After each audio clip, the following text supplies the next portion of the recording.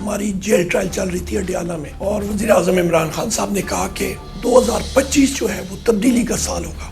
آپ لوگوں کی جانب سے ریٹرن لکھ کے دیا گیا، وہ تو گورنمنٹ کے اوپر پوری چارج شیٹ ہے، عمران خان صاحب سے پوچھ کے یہ سارا ریٹرن لکھا گیا؟ وزیر اعظم عمران خان صاحب کو ہم نے اتنا ضرور بتایا کہ ہمارے کمیٹی کے جو ساتھی ہیں ہم لوگ کرونالوجیکل آرڈر میں یہ ساری چیزیں دیں گے۔ انہوں نے کہا بالکل ٹھیک ہے۔ انہوں نے یہ نہیں پوچھا کہ کیا دوں گے، انہوں نے مجھے بلا کے انہوں نے کہا کمیٹی میں بنا رہا ہوں عمر، تم اس کو ہیڈ کر رہے ہوگے، اور اس کے ساتھ ساتھ یہ ڈیمانڈز ہوں گی۔ گورنمنٹ کی کمیٹی کا آپ کیا سمجھتے ہیں کہ ان کے پاس مینڈیٹ کتنا ہے، وہ آپ کو فیسیلیٹیٹ کتنا کر سکتے ہیں؟ کہتے ہیں پوچھ کے بتائیں گے۔ بھائی کس سے پوچھیں گے؟ پٹواری راول پنڈی سے پوچھیں گے، پٹواری گوجرانوالا سے پوچھیں گے، کیسے پوچھیں گے؟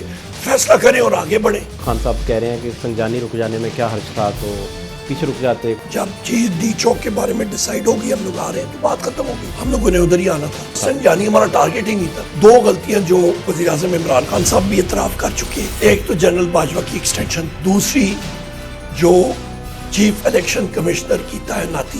میرے ساتھ کابینہ میں جو لوگ تھے تو میں نے کہا ہم لوگ کیا کرنے جا رہے ہیں، یہ شخص، انہوں نے کہا بس یہ ہو گیا۔ جب بھی ہم آخری رات کا تذکرہ کرتے ہیں کہ عمران خان کیسے گئے، جنرل باجوہ کو یہ خدشہ تھا کہ وزیر اعظم عمران خان اس کو ریپلیس کریں گے، اس نے وہ آ کے کرایا تھا، وہ ساری پولیس وینز ایٹسٹرا۔